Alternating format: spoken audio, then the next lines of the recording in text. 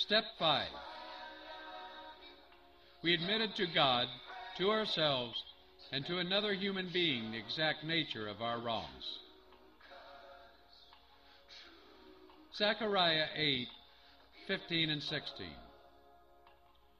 Do not be afraid. These are the things you are to do. Speak the truth to each other, and render true and sound judgment in your courts. At this point, I had accomplished admitting my wrongs to God, and seeing my inventory in black and white, I couldn't deny it anymore. I had little trouble admitting it to myself. I was no longer seeing myself in a mirror. I was looking at it straight in the face. It was no longer an image of me. It was really me. I wasn't afraid to admit it to God, and I wasn't afraid to admit it to myself. But now the suggestion of involving telling another human being the exact nature of my wrongs, well, that was a tad bit scary. It's the truth. T.R.U.T.H. To reveal understanding through honesty. Without honesty, without truthfulness, denial cannot be defeated. Without defeating denial, there's no hope of recovery. Go right into step 5. Don't hesitate.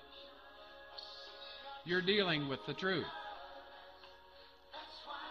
John 8:32. Then you will know the truth, and the truth will set you free, Jesus said. Some people have asked me, why do I have to share this with someone else? Why can't I just deal with this between me and God? Well, a simple analogy explains this. It's about being accountable and forming ourselves with stability. Webster defines stability as firmly fixed, resolute, or fixed in purpose. A person can train themselves to stand and walk on a pair of stilts. The problem is with balance. We've talked about our condition of extremities. We've now seen and identified how often our reactions to situations result in extreme choices. We want to create balance with stability. Our being can learn to become more moderate rather than extreme. We are transformed into moderation. We can achieve a stable balance within ourselves. Then God can perform greater works within us. Stilts, while through practice and training we can learn balance, are not stable.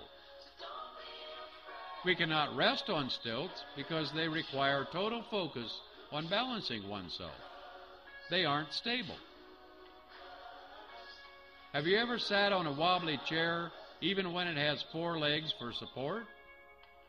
If one leg isn't even or sits on a surface which isn't perfectly flat or even, a 4-legged chair will provide support, but will wobble. That too isn't stable.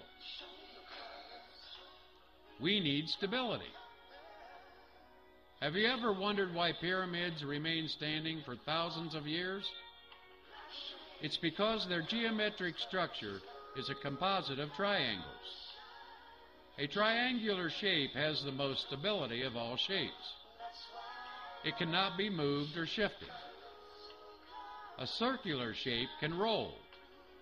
A square or rectangular shape can shift.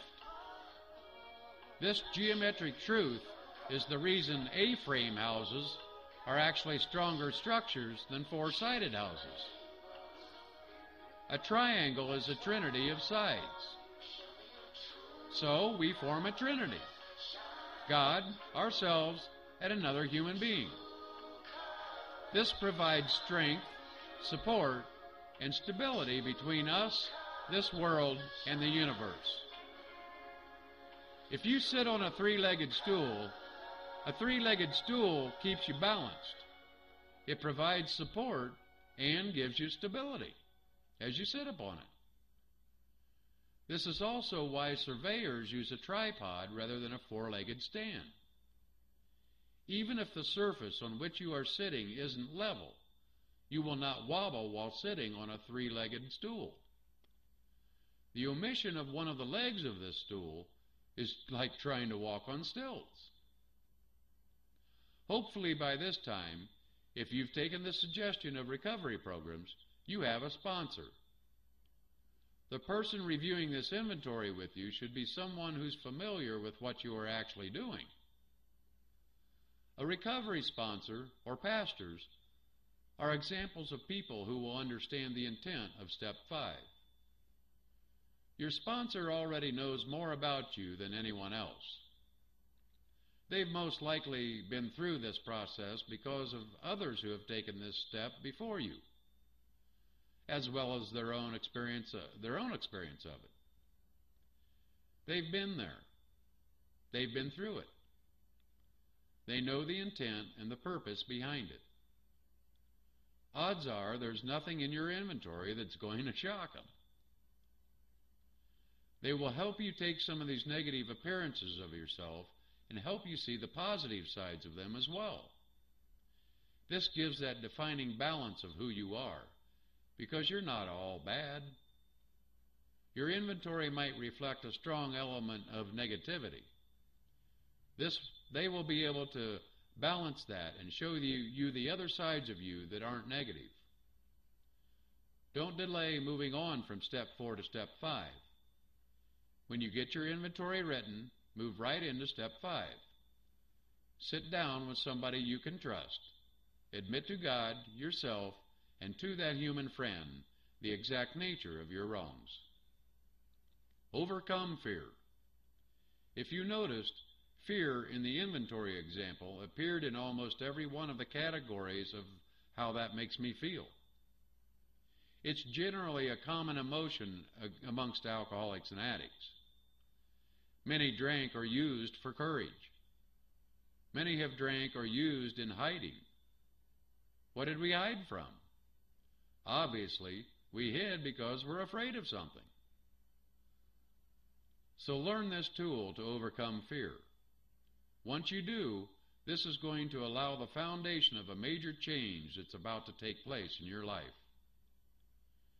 Jesus said, Luke 8:16 through 17, "No one lights a lamp and hides it in a jar and puts it under a bed.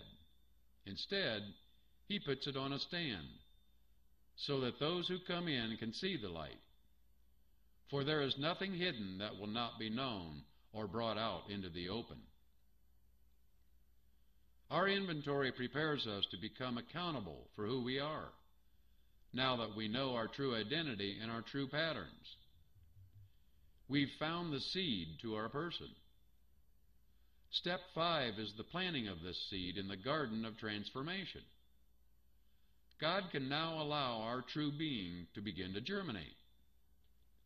This germination process provides opportunity for new roots, leading to a new type of freedom, a freedom that prepares us for unity. Unity with God and the rest of the world. God is the power which will help you change and grow. Romans 12:2 through 3. Do not conform any longer to the pattern of this world, but be transformed by the renewing of your mind. Then you will be able to test and approve what God's will is, His good, pleasing, and perfect will. For by grace given me, I say to every one of you, do not think of yourself more highly than you ought, but rather think of yourself with sober judgment, in accordance with the measure of faith God has given you.